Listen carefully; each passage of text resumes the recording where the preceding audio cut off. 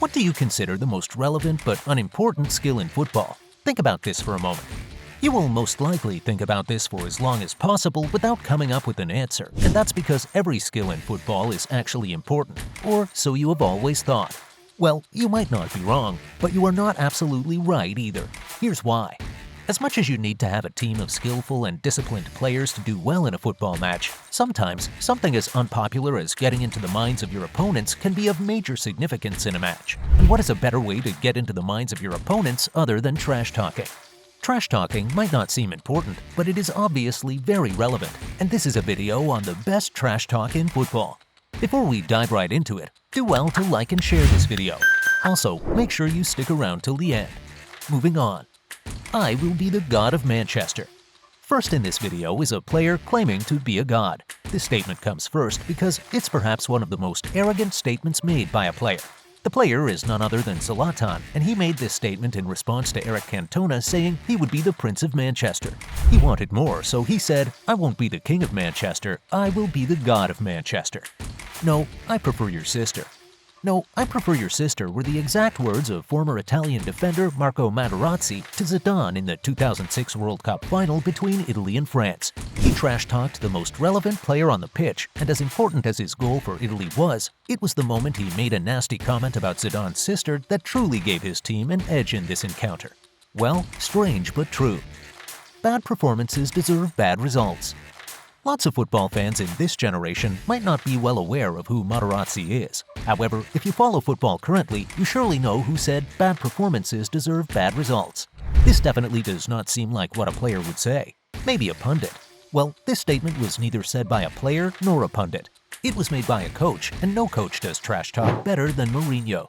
After a bad outing in the Europa League, Jose posted a picture of himself in the team bus with the caption, "Bad performances deserve bad results. Hope everyone in this bus is as upset as I am. Tomorrow, 11 a.m. training. My parents always taught me to take out the trash." Trash talks are not all about getting into the mind of a player before a game. Sometimes they're done to simply make another player feel bad and could really be an extension of activities during a match.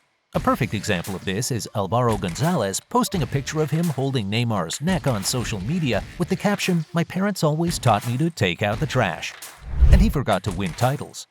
If you think Alvaro Gonzalez's trash talk was epic, then maybe you have no idea of the clapback that it attracted.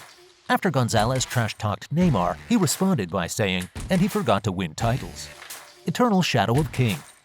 It is easy to think Neymar failed to get under Gonzalez's skin, but that does not matter as Gonzalez posted a picture of Pele with 3 World Cup titles and captioned it, "Eternal shadow of a king." Of course, he was referring to Neymar, who does not have a World Cup to his name. Matt Miazga. As much as it is easy to rate some of your favorite football stars above Matt, there are skills he possesses that they do not, and yes, these skills are important on the pitch. Matt once made a gesture to show how short Mexico's Diego Lainez is after the Mexican fouled him. If this is not trash talk at its peak, then I don't know what is. Effing Italian bastard. If you think trash talking an opponent without saying a word is the height of trash talk, then you have no idea how intense trash talking by actually saying words can be. What do you think is worse than what Matt Miazga did? Still thinking? Okay, let me help you. Sometimes, trash talk goes from funny jabs to unprintable words, and this is something Gattuso can relate to as he was a victim of harsh words from Tottenham's former coach, Joe Jordan. Keep booing. There is just one player that could stand in the face of aggressive fans and not flinch, and he is not your favorite player. This man retired from active football while playing for AC Milan, and while playing his last match, he was booed by traveling supporters. Well, he did not feel a thing, but told them, "Keep booing. This is the biggest moment in your year seeing me." Mourinho names Barcelona's starting 11. What was Barcelona's starting 11 in the 2004-05 Champions League round of 16 clash between Chelsea and Barca? I bet you will struggle to name all the players in this starting 11.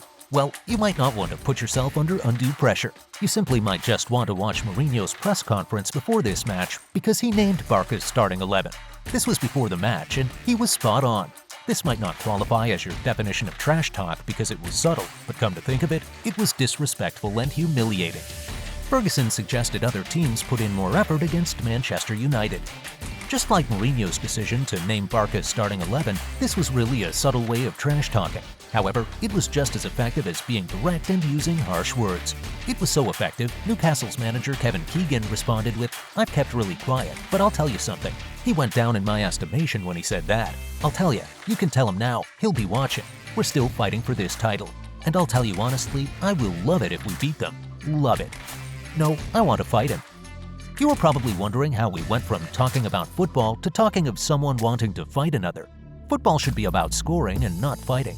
Well, the way you feel is how the whole world felt when Brian Clough, who had managed Nottingham Forest and Derby County, responded to a playful warning from Muhammad Ali, who had made a comment that went viral.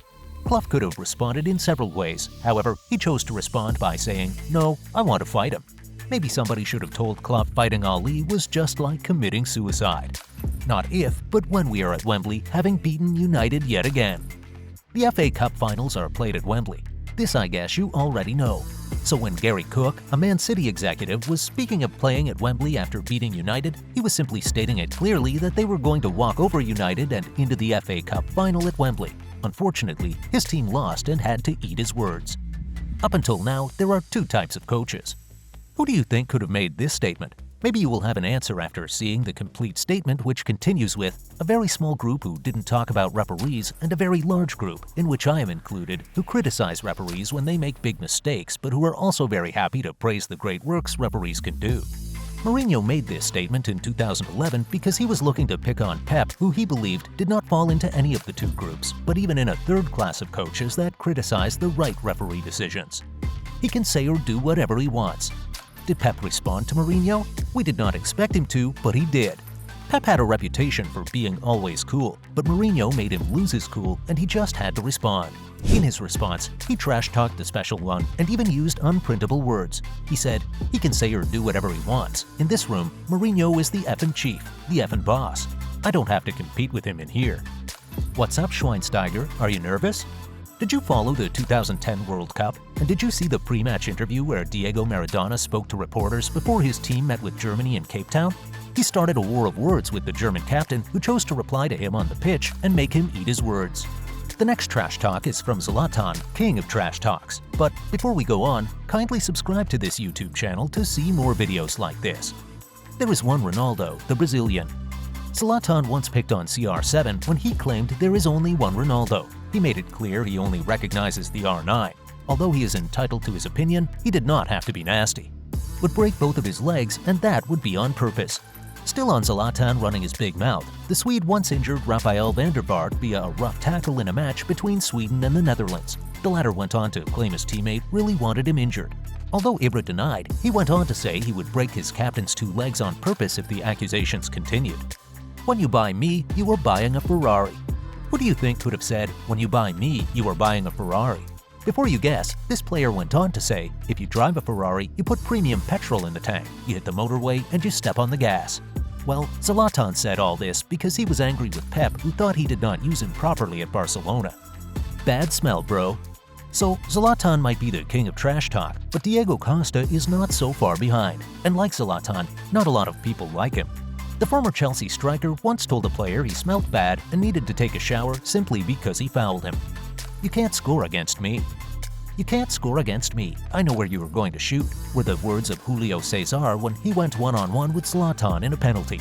Zlatan kept quiet and simply let his skills do the talking. In the end, he shot Julio Cesar up by hitting the back of the net. You were nervous, yeah? Speaking of keepers trying to get into a player's head during a penalty, Emiliano Martinez of Argentina once successfully got into a player's head. "You were nervous, yeah? I know you were nervous. You're laughing, but you are nervous. I know where you'll shoot. I'm gonna eat you up." As simple as these words were, they helped the Argentine save the penalty. You want my shirt? CR7 earned a yellow card in a game between United and Sheffield. He did not foul a player, nor did he dive. The fact is, he was even on the receiving end of the aggression. So, what did he do? He trash-talked a Sheffield player and all he said was, "You want my shirt? Have it now. I can give it to you right now." And it's a wrap. So, do you think trash talk spices up football? Or should it be trashed? Let us know in the comment section below. See you in the next video.